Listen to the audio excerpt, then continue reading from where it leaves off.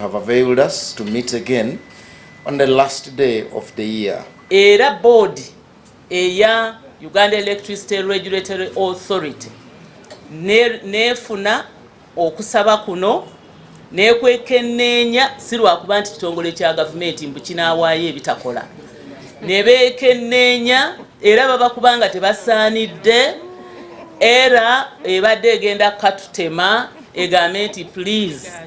biganye eno company gye muwaddeyo tejja kusobola yoza Uganda Electricity Distribution Company ya gavumenti nti baayise era basaanidde okuweebwa omulimu guno naye ne ministry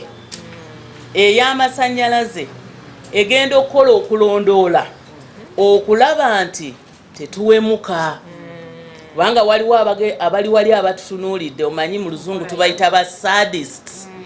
essente zijja kusasulwa umeme zeetaddemu